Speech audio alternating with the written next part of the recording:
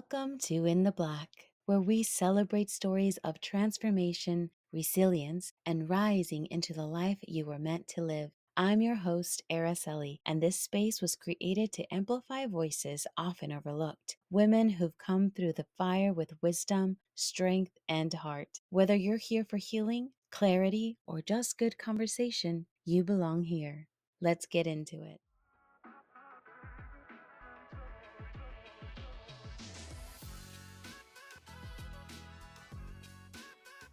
Today on In the Black podcast, I am honored to welcome a woman whose story is a powerful reminder that even in our darkest seasons, transformation is possible. Valencia once stood at the edge of despair, preparing to say goodbye to the world. But one simple daily practice, gratitude, gave her just enough hope to choose life. That choice led her down to an incredible path of discovery into neuroscience, mindset, and emotional resilience. Now, as an elite neuroencoding specialist and burnout recovery strategist, she helps high achieving women shift from exhaustion to ease, reclaiming their energy and joy. Her journey has even taken her across the world to Rwanda, where she has embraced a slower pace, deeper connection, and peace. And now she teaches others how to create their own version of that life. Welcome to In the Black, Valencia. Thank you. It's so nice to be here. Thank you. So nice to have you on today's episode. Could you tell us a little bit about yourself? I know I introduced you, but could you give us a little bit of who you are, what you like to do? What are you doing in Rwanda?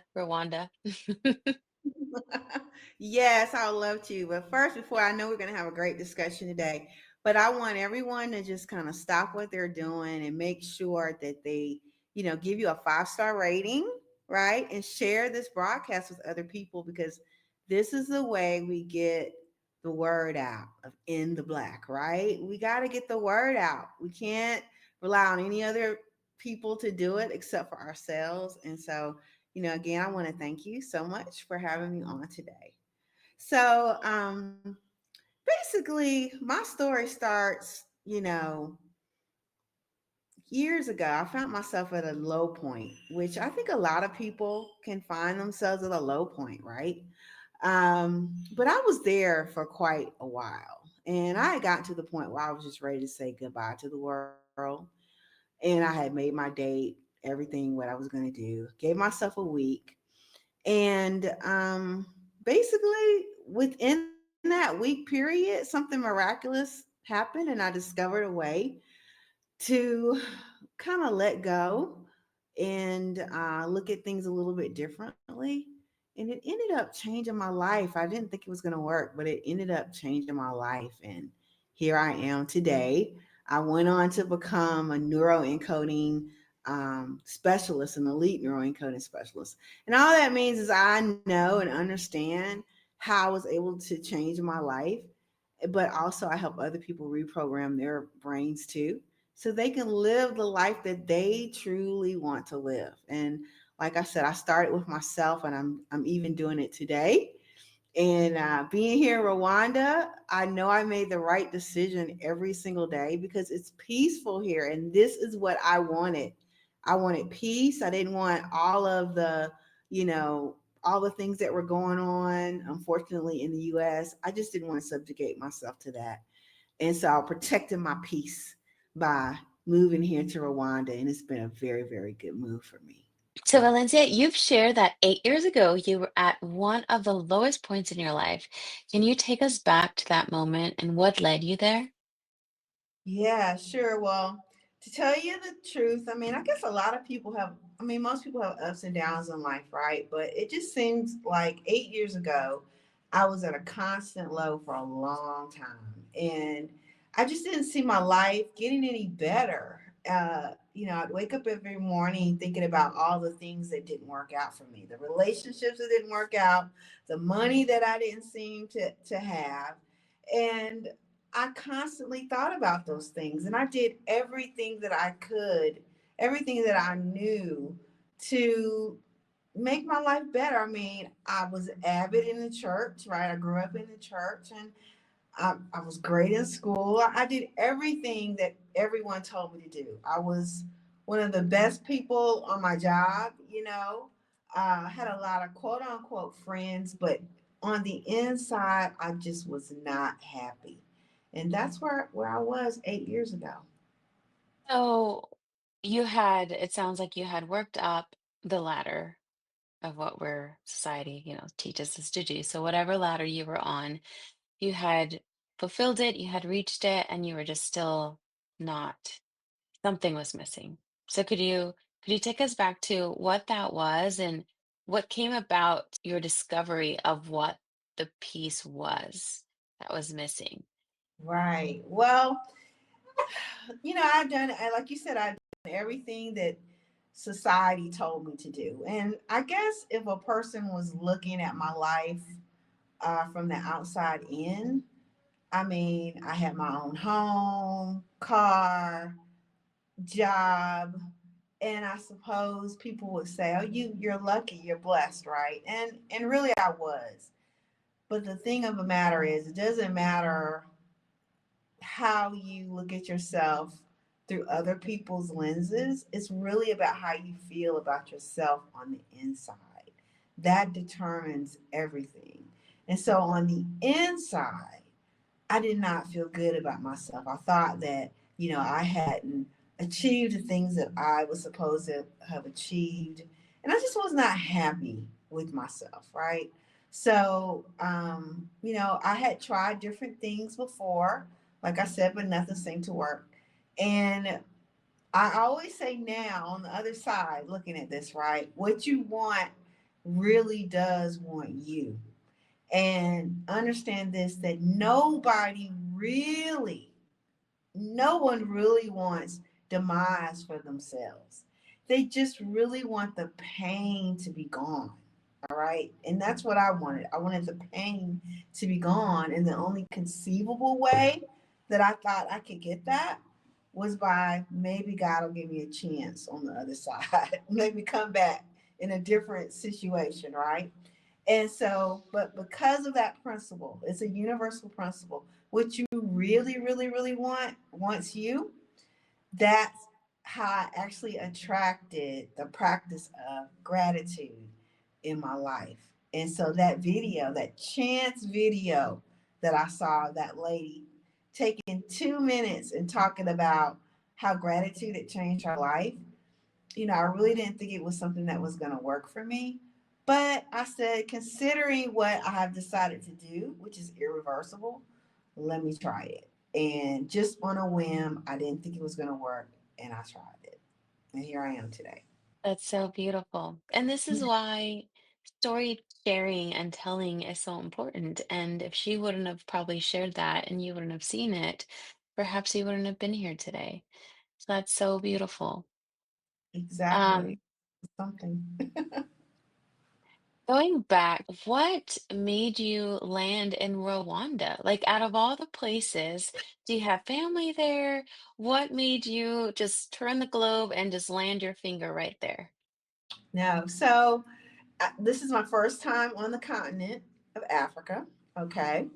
Um, it was never a place that I thought I wanted to go. I thought I had a preconceived notion of what I thought Africa was and what it had to offer me. And now I know why I had that preconceived notion, right? When I thought of Africa, unfortunately, all I could think about were little kids with bloated stomachs and flies all over their face, right? Eating porridge, something that I would never eat, right?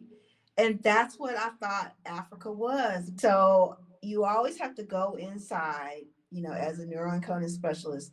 The first question is, what is it that you want, that you have to answer for yourself, right? What do you truly want for yourself?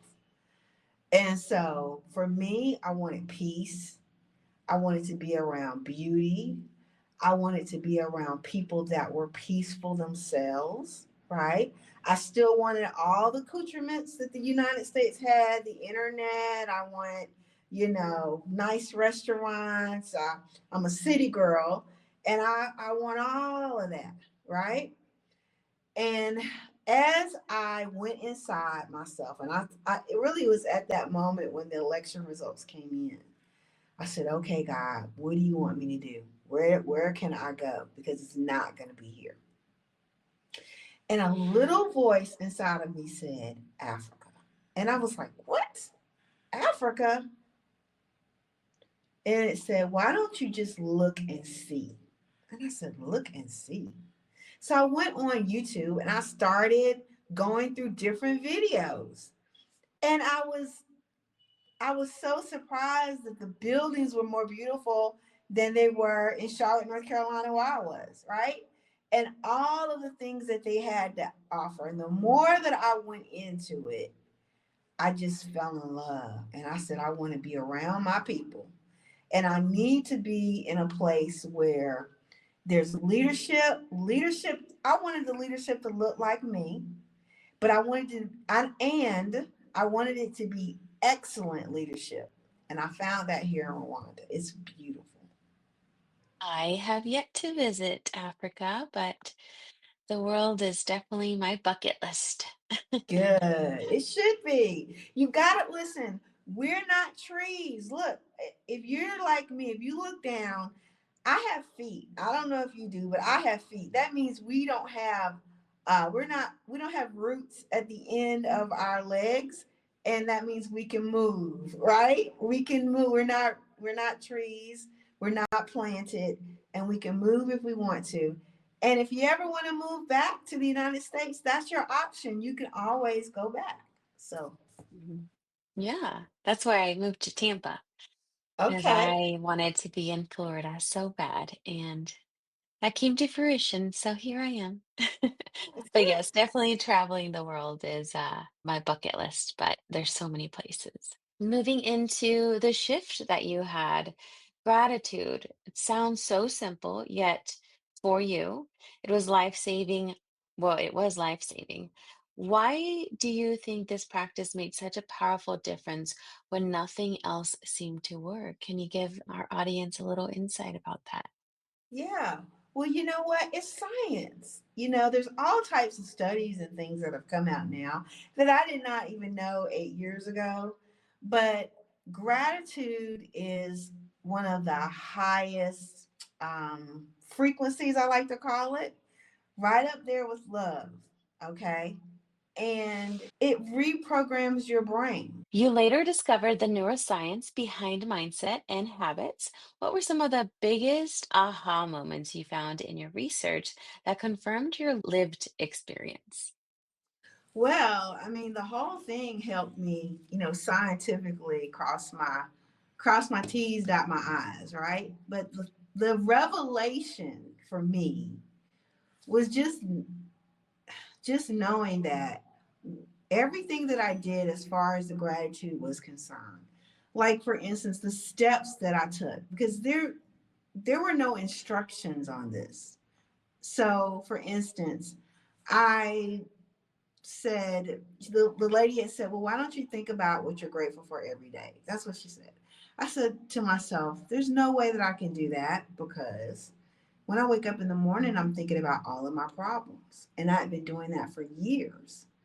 So I got a download, instant download. Why don't you just go get a journal and just write down what you're grateful for in the morning?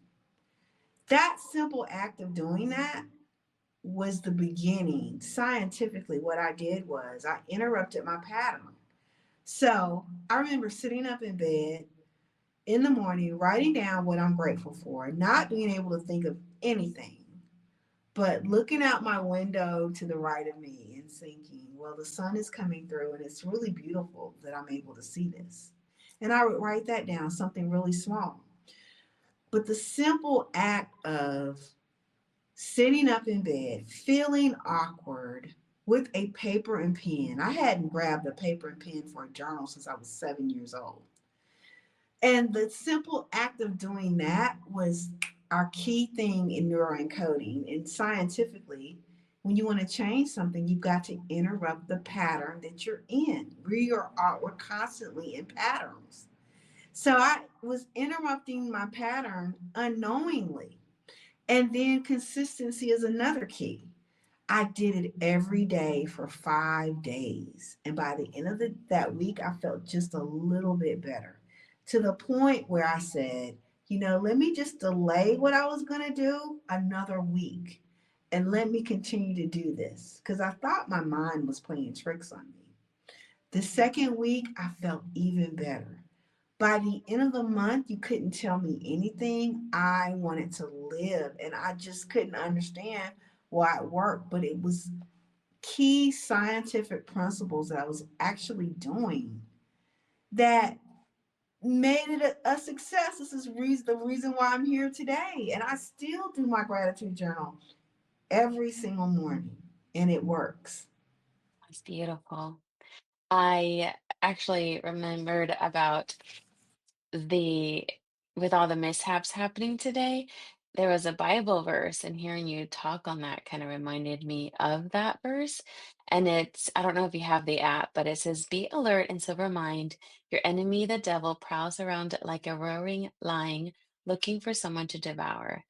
And so, maybe it's like not sharing your word of finding gratitude and shining this light, sharing this light onto others who are going to listen to this. Probably is why all of this stuff is happening, but we're continuing to persevere and try to record the best we can. So, Exactly. yeah, it's so beautiful. Exactly. I mean, it's my signal of this is going to really reach a lot of people. The people that really need to hear this, that listen, it's yin and yang. So yes, we're going to continue to persevere with this, and we will not be defeated. Okay. That's right. Burnout recovery. So let's talk about that. You now guide high achieving women out of burnout. So, what are some of the hidden signs of burnout that people might not recognize in themselves until it's too late?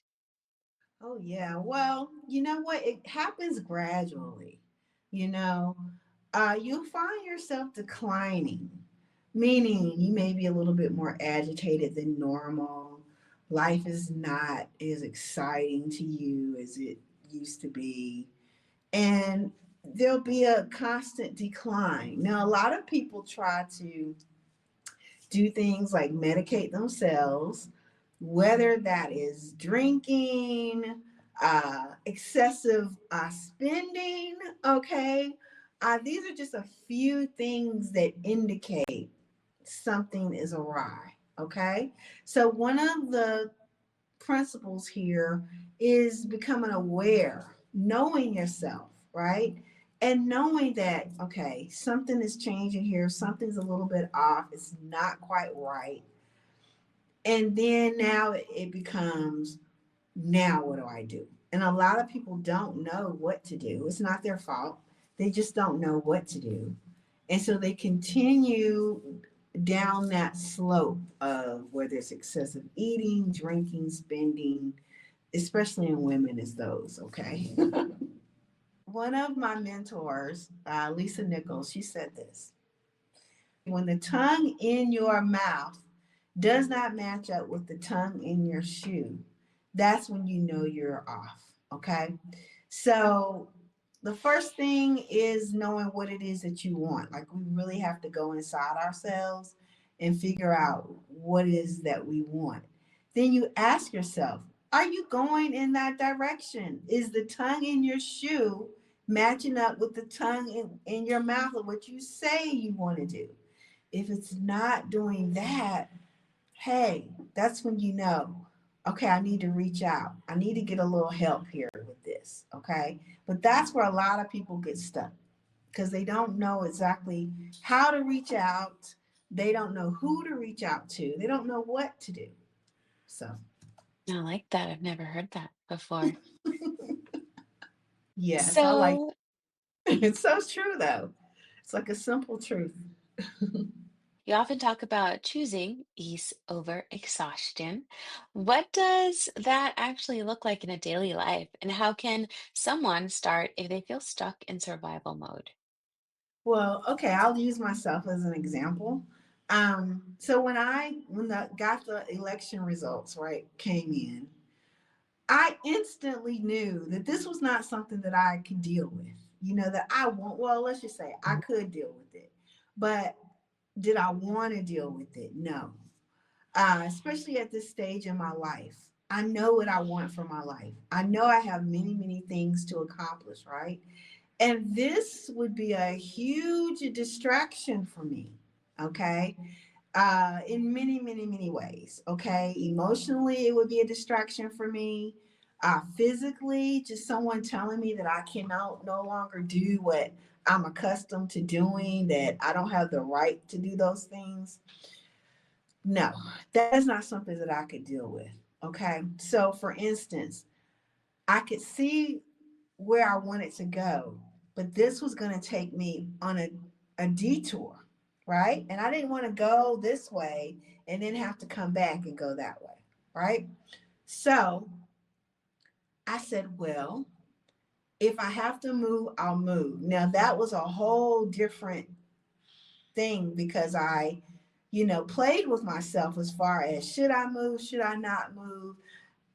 My parents were here, my grandparents were here, we gave to society, my dad fought in the war, all of this, right? And I got angry. So all of the cycles of grief I actually went through because I was grieving the US. Okay. um and I was mad that in order for me to live my dreams, I have to pick up and move somewhere else.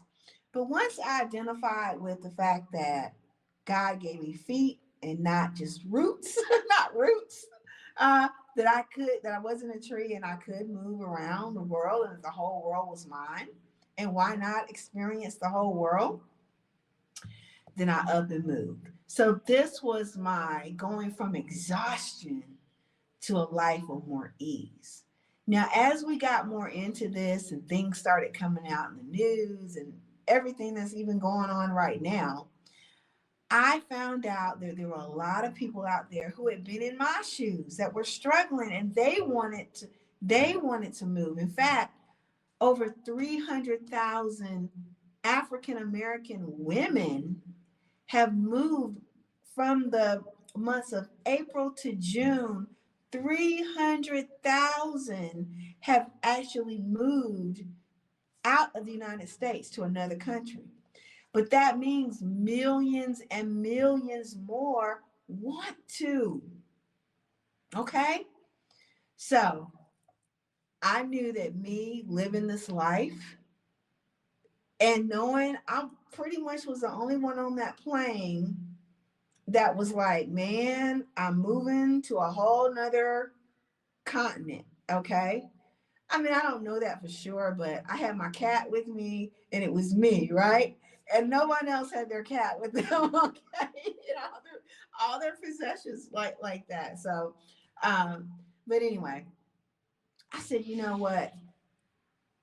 I need to be able to give this to other people. And so that is where ease over exhaustion came. So not only do we give you the tools, scientific tools to reprogram your brain to whatever that is, it may not even be you moving, but whatever that is, we give you those tools in ease over exhaustion.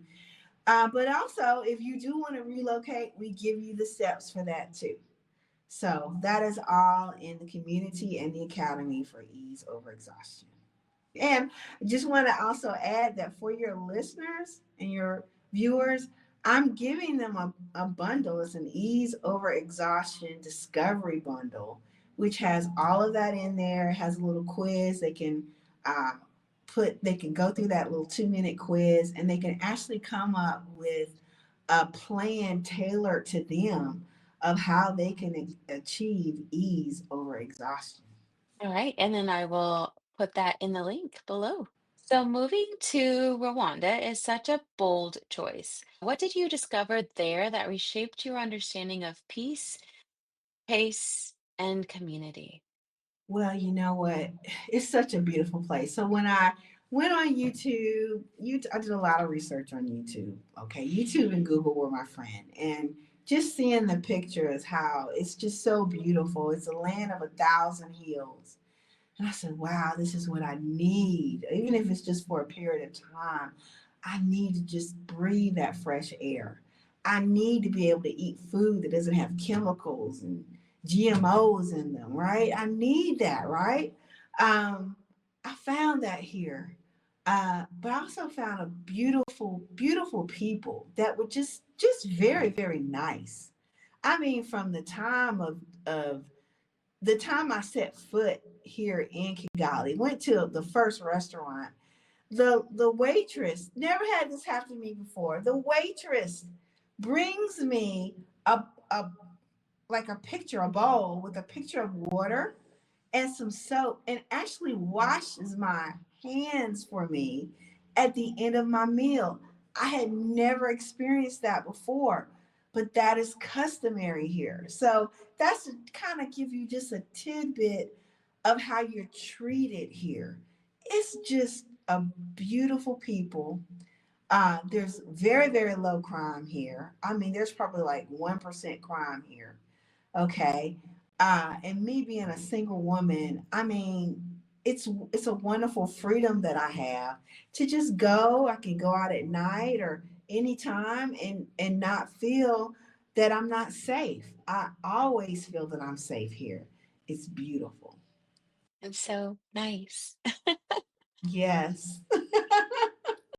So, for someone listening who feels overwhelmed and stretched thin, what is one simple practice they could begin today that could start shifting their energy? Okay. So when you feel yourself not quite right, you feel yourself going down, you're sad. You know, sometimes you wake up and you're just sad. You just feel like you're off. Okay. I just want you to be aware of that. Okay. And when you're aware of that, there's something instantly that our Creator has given us so that we can command the way that we feel. And the more you do this, the more you become aware that something's not quite right, and you take this God given feature that God has given us and you practice it every single time, you will begin to reprogram your mind. And it is this: you cannot feel sad and happy at the same time. Okay? That's point number one. So when you find yourself feeling a little down, I bet you're going to find yourself looking down. You might be scrolling on your phone and you saw something that you didn't quite like, okay? But your face is probably going to be down and you're going to have a frown. So the key is to do the opposite no matter where you are. Even if you're out in public, you can do this. As soon as you become aware of it, I want you to look up and smile. Just that. Even if it's just for a second, just becoming aware, looking up, and smile. You cannot feel happy and sad at the same time. And that small little millisecond is all your brain needs to reprogram itself. The more you do that, that's you taking control of your situation, the more you will reprogram your brain so that you will automatically be happy. It works. Try it. I like that. So simple. Yeah. It doesn't have to be rocket science. Yes, absolutely. Something that our listeners can use and utilize on a daily basis. That's right. But let's talk about the work within. What were some limiting beliefs or patterns you had to reprogram in yourself before you could fully step into the new life and mission? Well, I'm telling you, 8 years ago, I was really on my way out of here. And I'm telling you, within those 5 days, I started writing down my gratitude. Just 3 to 5 things, small things that I was grateful for. And you know what? The rule was no one could take a look at my my journal. So therefore, no one could cast any judgment on it. That was my journal, so it was for my eyes only. So I didn't have to worry about is it right or is it not right, okay? It was my words. It just had to be something that was positive. I would not allow myself to write down anything that was negative, okay? Unless it was a lesson that I'd already learned, okay? That was my rule. And I still do that today. But just doing that, writing it down, physically writing down, now I understand through neuroencoding that what you write, you invite. That means you invite it into your subconscious mind, which is way, way, way more powerful than your conscious or your thinking mind, which is always trying to figure out how to do something, how you're going to do something. No, no, no. God says you're just supposed to proclaim what it is that you want. It's the what, okay? Not the how. God is going to give you that, okay? You just need to know what the what is, all right? So all of this goes together. What I learned in church, what I learned through science, I'm telling you, knowing this made it so that the Bible was even more clearer for me. Okay. I understand it more and more because actually it's really has a lot to do with science as well. So could you take us through your journey from writing in your journal, speaking gratitude into your mind, spirit, physical body, and then what led you? What were the steps? What was the journey that you took to now changing your career, changing your environment, and to where you are now? Well, I realized that this is something that I love to do. Like once I came from on the verge of saying, and I mean, I had planned it. I knew exactly what I was going to do. Of saying bye to this world to you're talking 30 days later, I wanted to live and no one could tell me anything other than that. That's powerful. And I knew that this had to become my life's mission because how many other people do we know? And even I personally know people who've been in the church for years, but they're no longer here due to their own hands. Okay. It's sad, but I'm telling you, there's a way out. Okay. And look, most of the people that we're speaking with have never even gotten to there. Hopefully, you've never even gotten to that place. But I'm telling you, there's hope for you. And it's simple things that you can do, such as gratitude, that's going to help you along the way. It's work, it's doing the work itself. It's not just hearing a word, but it's doing the word. Okay. You have to go through and do this self work. You do need to write things down, right? Not just, I don't believe in just thinking about it because thoughts are here today and they're gone tomorrow. But when you write things down, it really does get planted into your subconscious mind and it starts compounding. And let me tell you what starts happening for you. That third or fourth day, things are going to start happening for you instead of against you. You're going to say, wow, maybe someone opened the door for you. And you're going to think, wow, I cannot wait to write that down in my gratitude journal in the morning. Okay. And so you're going to see that things are going to start happening for you instead of against you. You're actually changing the lens automatically of how you are viewing things. So it's a beautiful thing. Was it difficult to transition from your past career to your new career? No, not at all, because I know that this is something that I'm supposed to be doing. In fact, all those other things, they didn't feel quite right to me, but this feels right to me. So nah, this is my life's work. This is what I'm supposed to be doing. All right. Looking back, how has your definition of success and strength evolved from the woman preparing to say goodbye to the woman teaching others how to fully live? Oh wow, that's a great question. Uh, Wow. If I could talk to myself 8 years ago from today, wow, I'll say, girl, wow, that's a great question because everything that I've done, every decision that I've made has led me to where I am right now.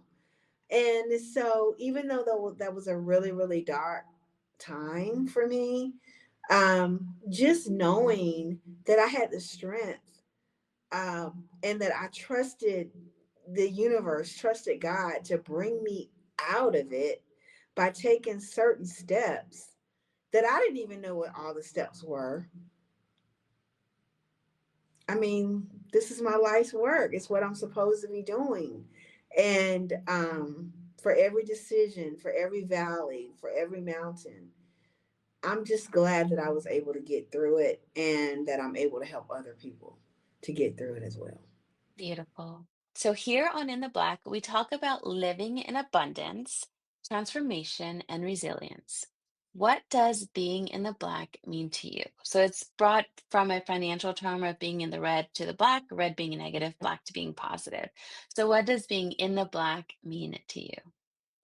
To me, living in the black is, first of all, realizing what your life work should be, right? Like why are you here on this earth and what is it that you're supposed to give?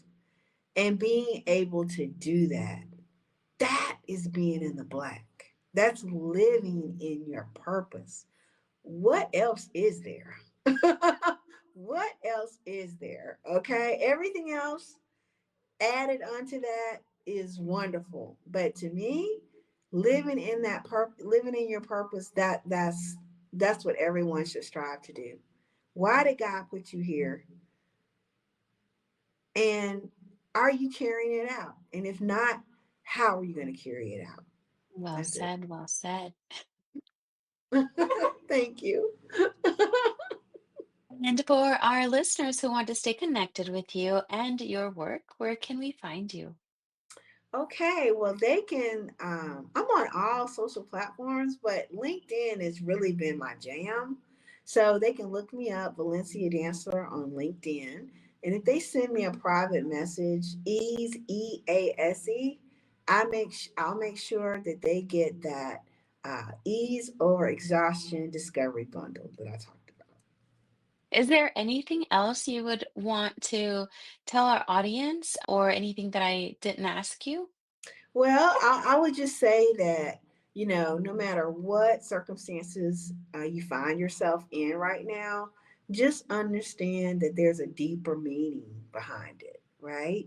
And that you must be resilient. Like you cannot bow down to it, no matter how hard it is.